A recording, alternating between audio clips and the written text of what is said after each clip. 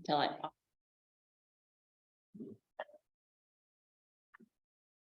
Well, as Sue said, there's a lot of chapter 6. It's really long, so we had better get started. Now, the thing about when you're trying to go through John with a focus on how his dual nature is presented, right? You'll find as it goes along, the conflict increases, it intensifies as he more clearly communicates his divine nature. People are fine with him being a human prophet, but once he starts saying things like, the Father and I are one, that's when trouble starts. And chapter 6 focuses a great deal on his divine nature. And the more that focus becomes clear, right? The more we realize that the crowds that followed him have such a limited understanding of who he really is. And this section, which includes feeding of the 5,000, walking on water, and a discourse on the bread of life, this really begins the downward slide into the rejection that ends up at the cross. But first, the setting, right? In chapter 6, we begin. Jesus went away to the other side of the Sea of Galilee, which is the Sea of Tiberias, and a large crowd was following him because they saw the signs that he was doing on the sick, right? So they'd seen these healing signs he was doing, and they decide, well, I'm going to see some more of this. And so he goes up, and it says on the mountain, but you have to understand the geography of that area. There's a raised highland sort of area. Today, it's known as the Golan Heights. But it's not so much that there is one mountain and he goes up onto he just goes up onto the highlands and he sits down with his disciples. And there's an interesting interjection here. And it pays to notice these little interjections. Verse 4, the Passover, the feast of the Jews, was at hand. So this is right before the Passover. It tells us that it's springtime. What it doesn't necessarily tell us, because we're not part of that culture, is this time of the year was particularly conducive to, how do I put this? Upheaval. Because one thing, people are physically disturbed from their places. They're going to go to Jerusalem, but they're also politically disturbed. This is prime time for those who want to gather a following for any political purposes. And historically, from what I read, the time right before Passover was frequently a time when there were uprisings or attempts at uprisings. Romans were very good at putting these down. So this is the time, this is the setting in which the crowd has come out into the wilderness to listen to Jesus, and Jesus says to Philip, we don't know why Philip, maybe he was just the nearest one standing here, but he says to Philip, where are we to buy bread so that these people may eat? Now, John is careful to tell us that Jesus already knew what he was planning on doing. He was just testing to see what Philip would say. And Philip's answer was very sensible. He looks at the crowds, he does a little calculation, and he's like, you know what? 200 denarii, so that's like 8 months' wages almost, would not be enough for each to get a little bit of bread.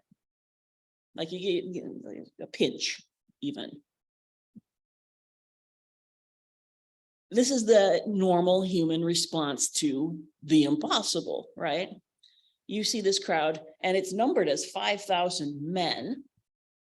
which means there might have been as much as 3 times that many total, counting women and their children. Because we know many women followed after Jesus and listened to him teach. So, right, how do we feed this mass of humanity out in the middle of nowhere? But there's another disciple at hand. That's Andrew, Simon Peter's brother. He's been out and checking around to see what resources they have at hand, and all he can find is some poor boy who packed a lunch for himself and is now on the verge of having to give it up. 5 barley loaves, 2 fish. Now, people who know the original language tend to say that this would be a poor person's just enough sort of meal. And that these fish, little fish, probably sort of a pickled, preserved type of fish that you would spread on bread. Some people would say, like, tin of sardines. So in our language, he's got a couple of hoagie buns and a tin of sardines, but what's this for so many people? And Jesus doesn't answer the question. Did you notice that? Andrew says, what are they for so many? And Jesus says, have the people sit down. So they do. It says there was lots of grass, lots of open grassy space, so picnic spots. People sit down. And this is, of course, where we get the number of how many men there were, about 5,000. So verse 11, Jesus took these 5 loaves. When he had given thanks, he distributed those to those who were seated, and also the fish, as much as they wanted. Already, we are beginning to see there's some weird disconnect in our math. But that's also an important phrase to keep in mind for later. As much as they wanted, because it comes again in the next verse, when they had eaten their fill. Now, I don't know about you, but if you've been out at some sort of festival, following around, walking for hours, it takes a lot to fill you up. And yet it says specifically, when they had all eaten their fill. Jesus tells his disciples to go and pick up the leftovers.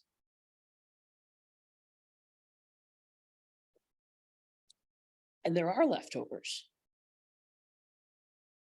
They had these baskets that were made for carrying ceremonially kosher food. And they filled 12 of these baskets up with the leftovers.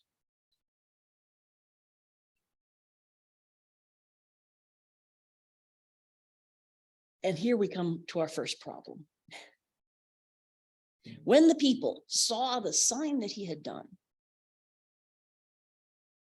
they said, this is indeed the prophet who is to come into the world. That by itself, not a problem. What comes next is the problem. Perceiving then that they were about to come and take him by force to make him king. Wait. We don't want a political mob here. But you have to remember the setting. Passover. Who was it who delivered them from Egypt, brought them out, and fed them miraculous bread in the wilderness?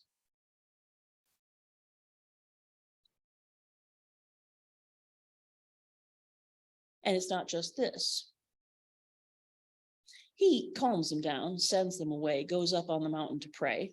So he's up further into the wilderness, a little time to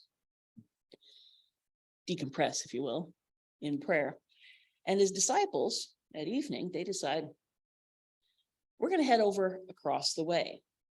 Because, their base of operations, if you would, was on the other side of this Sea of Galilee.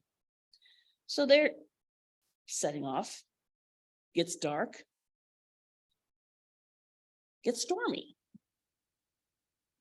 not unusual in that landscape where sometimes storms would blow very suddenly up out of nothing across the lake. And they were rowing. Now it's about, what did they say, about 6 or 7 miles across. So they had rowed about 3 or 4 miles in the storm. Somebody, I don't know who looked, it doesn't say who first looked out the boat, but they see a figure walking alongside them as if he's just going to pass by. Get this detail from one of the other Gospels, and they were understandably frightened. The sea by itself is mysterious. Somebody walking on a raging sea, that's beyond mysterious. That's just eerie. But he says to them, and in English, of course, we translate it grammatically as "it is I." But in Greek, more properly might be said as "I am." Don't be afraid. And they were glad to take him into the boat. There's a lot that's glossed over right there. And immediately the boat was at the land to which they were going. Not sure if they had just lost track of it or if it had quite literally just miraculously transported them to their destination. We don't know. It doesn't say. It just says suddenly they were there. And John doesn't deal with their reactions. You get that from the other Gospels. But after the day before, with the strangely abundant fish and bread, now you have this peculiar lack of a need for a boat.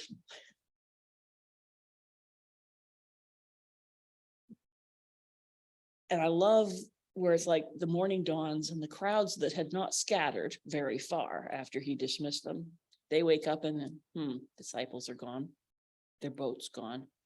We saw them go. Jesus wasn't with them, but he's not here. We better find him. So one way and another, they find their way across the lake. And when they find Jesus, here's where the conflict begins. A question like, when did you come here? This is verse 25. Rabbi, when did you come here? It's kind of like we go, how are you? Nobody really expects an answer to that. I find people very perplexed when I do give an answer to that, which is part of why it amuses me to answer.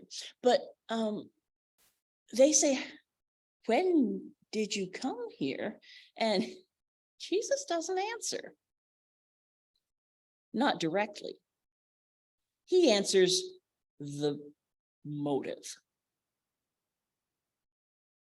You're seeking me not because you saw signs, but because you ate your fill of the loaves. And the word used there in the original language is a word generally used for animals gorging themselves on feed. That tells you anything about the tone of the question. You aren't interested in finding out more about what the signs point to. You want dinner. There's this idea that their materialistic desires, their hungers that are merely temporary, are about to run smack into spiritual opposition. You're too easily satisfied, is what he's going to tell them. Don't labor for the food that perishes. He's not saying, don't work for your living. But where is your effort going? Are you fixed mostly just on making ends meet? The work that he's calling them to is different. He asks them to work for the food that endures to eternal life, which the Son of Man will give you. Why? Because God has, and this phrase, set his seal on, that stamp that sealed the letter The wax was impressed with the mark, the symbol of authority. God has set his seal on the Son of Man. So they're like, well, we're game. What works should we be doing to be doing the work of God? And of course, to a Jew, this was a very serious question, which is like the rich young ruler who's like, which commandments should I keep in order to get eternal life? This is a serious question because every rabbi had an answer to it. What exactly should we focus on in order to please God? Because the law was vast and the traditions attached to it were even bigger. They're looking for what you might consider decrees of righteous activity. What does he give them? This is the work of God, that you believe in him whom he has sent. And a lot of people will say, well, is he just saying, just say, yes, I believe you are, and then nothing? Just go about doing what you please? But Jesus has a very specific idea in mind about what belief is.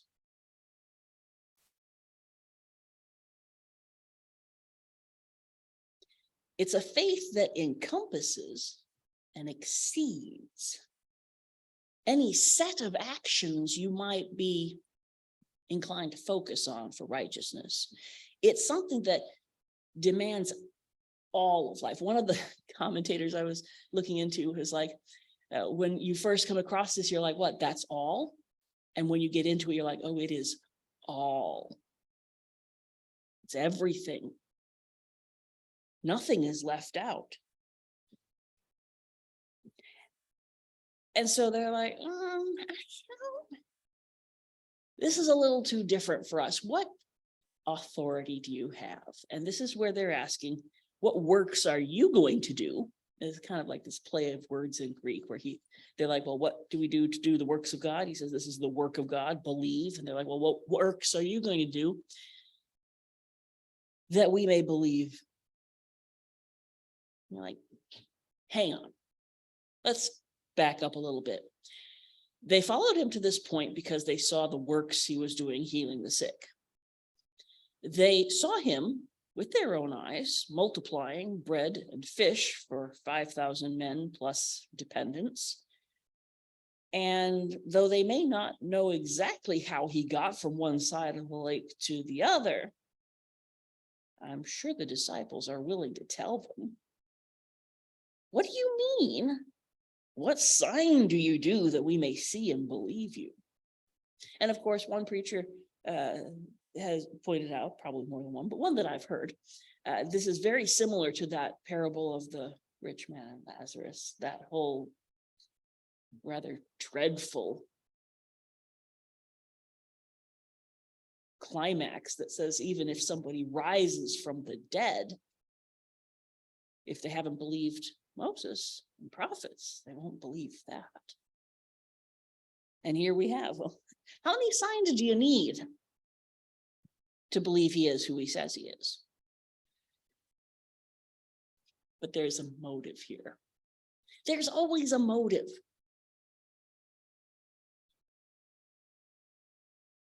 What do they follow up with? Our fathers ate manna in the wilderness.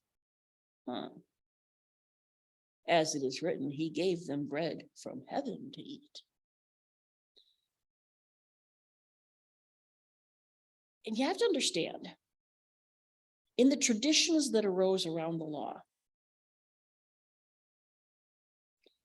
there was actually a saying that whatever the first Moses did, the second would do also.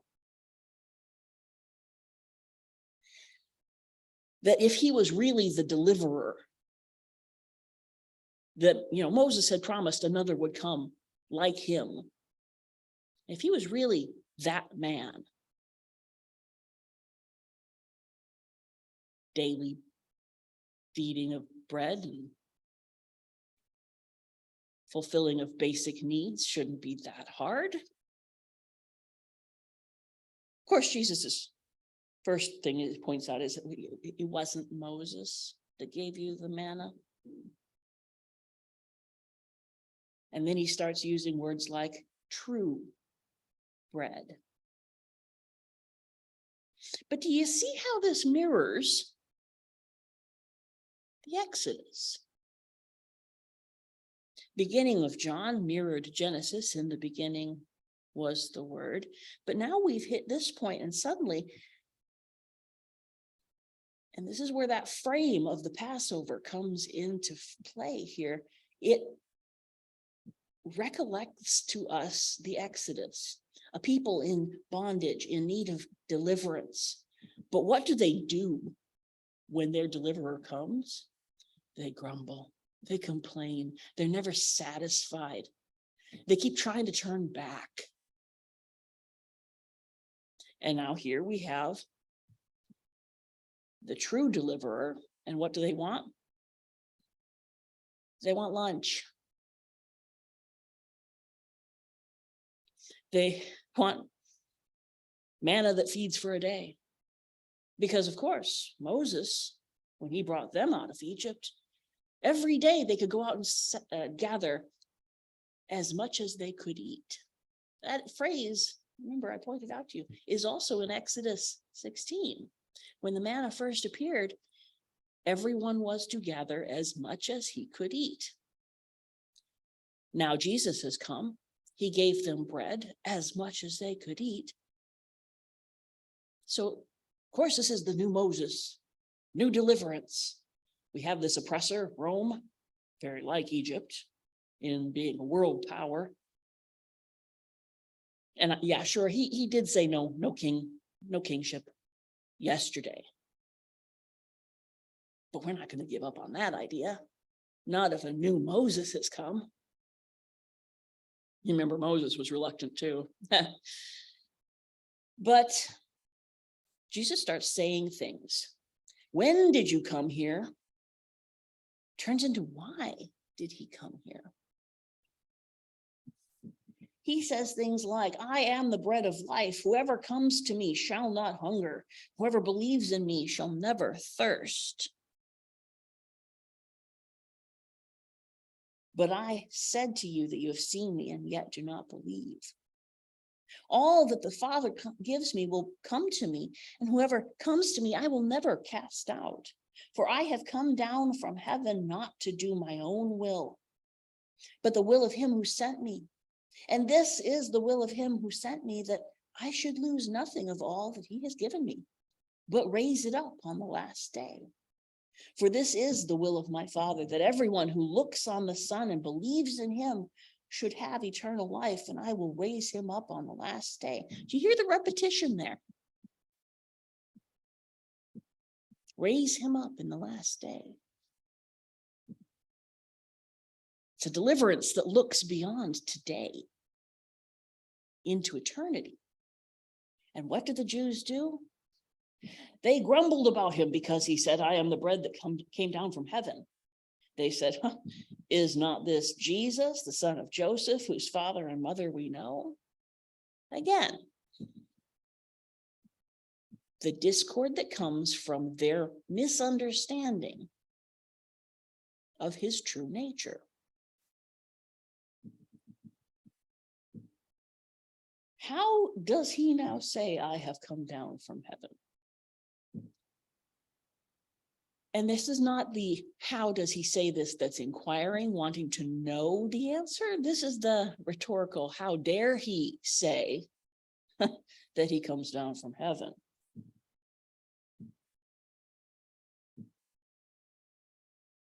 But did you hear something else in what he said? Whoever comes to me shall not hunger. Whoever believes in me shall never thirst. What does this remind you of? It might remind you of, blessed are those who hunger and thirst for righteousness, for they shall be satisfied. Which then reminds me Romans, largely, this righteousness that comes by faith. Because what did he say that the work of God was? To believe. And this promise that whoever comes to me shall not hunger, whoever believes in me shall never thirst. We're not talking about you're never going to feel munchy if you go without a meal, and you'll never feel lightheaded. This is not what he's talking about. They're hearing on that level. He's talking on this level. Because it gets worse, I'll tell you. When you're still hearing down here what he's saying up here, it gets really weird. Because we hit verse 51. I am the living bread that came down from heaven. If anyone eats of this bread, he will live forever. And the bread that I will give for the life of the world is my flesh. You can almost hear the chaos of voices that springs up as they're like, did he really, did he? I cannot believe he just said what he just said. Is he planning on making us, what, cannibals? And it gets worse. Unless you eat the flesh of the Son of Man and drink his blood, you have no life in you. Whoever feeds on my flesh and drinks my blood has it. He's like hammering this into them. And yet, again and again, what does he say? I will raise him up on the last day. The one who consumes me. You're like, what does that even mean? It's like when Nicodemus was saying, well, how can a man enter into his mother's womb a second time? How can we eat you? For one thing, it's unhygienic. It's not kosher. It's just wrong. But you have to remember,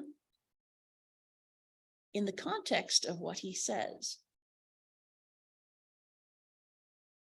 verse 56, whoever eats my flesh and drinks my blood abides in me. Where else do we hear him say the phrase, abide in me?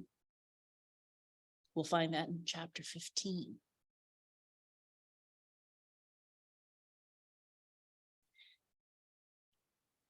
He's coming back to what does really believing mean? The faith that produces righteousness, that satisfies this hunger, this thirst for righteousness, is the kind that makes Jesus' sacrifice on the cross so integral within us, as much a part of us as the nutrients we consume.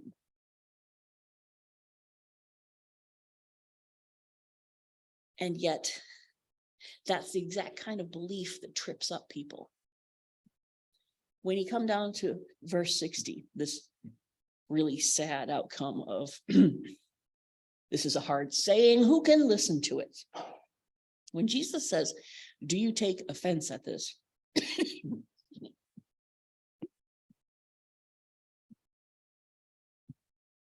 Greek word there is scandalous. Of course, you can hear where we get a word out of that, because it is scandalous. It's a scandal. But it literally in Greek means trips up. It's like that rock that rolls under your foot when you're walking. You're just like, the belief demanded by the one who is both truly human and fully God is a stumbling point. Reminds me again, what does Paul say, 1 Corinthians at the beginning? Jews demand signs, Greeks demand wisdom. We preach the cross. It's just foolishness to some and stumbling block to the others, because it isn't what they expected. It doesn't fit into their paradigm.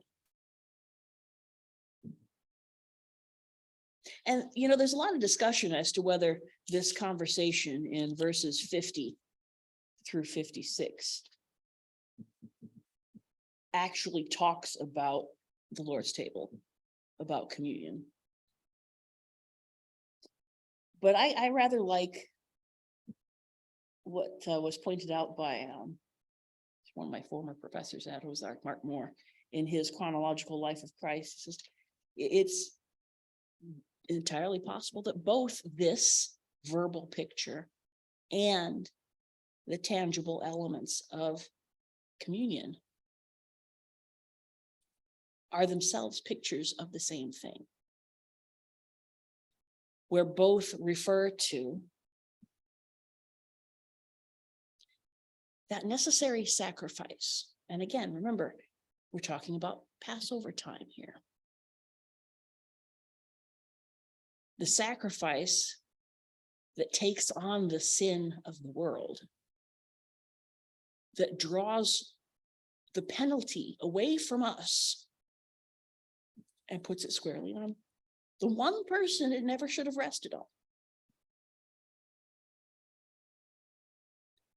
That truth, that event lives in us, abides in us, is faith.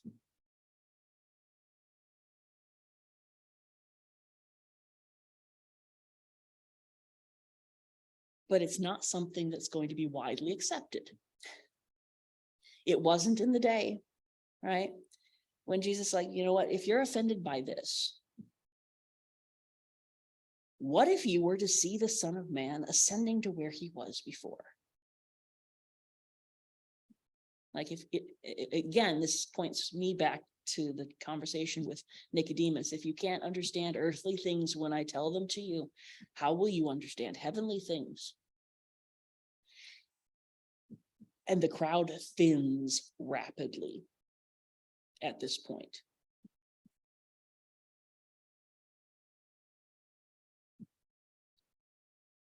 Verse 66, after this, many of his disciples turned back and no longer walked with him.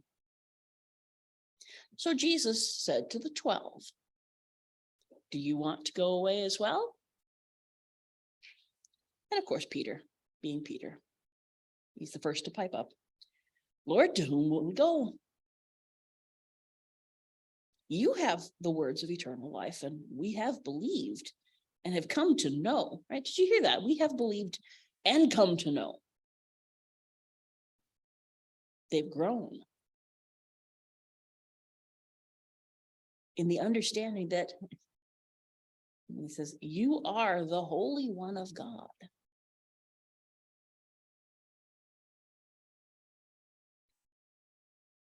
But even they, right? The 12 didn't all fully believe. It should not be a shock to any of us that people reject this. It's the sort of thing that can only really be grasped and understood through faith.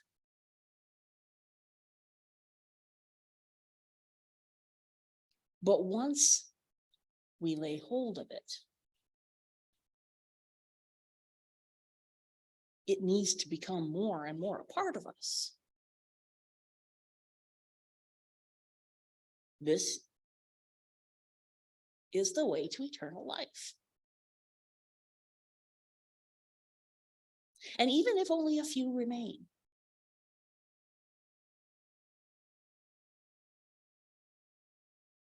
what was the promise? The will of the Father, the will of him who sent Jesus. What was it? That he should lose nothing of all that the Father has given him. And his own promise, whoever comes to me, I will never cast out.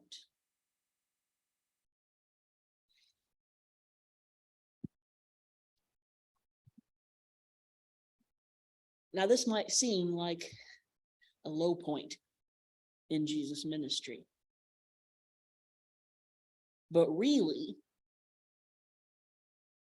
it's almost like an acceleration point. As he goes further on, we'll see in the context of other feasts and festivals of the Jewish calendar that the conflict intensifies. Division becomes far more common. And yet it's like his ministry grows. His teaching continues, and those who persist in it, they go through a really dark, frightening time. But in the end,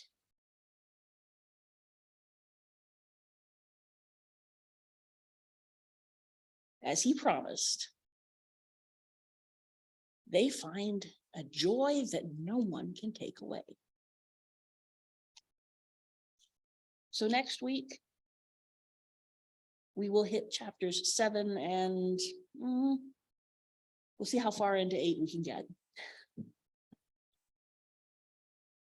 But yeah, we can stop recording now. And if anyone wants to ask a few questions, we got about 5 minutes left. I can hear you today.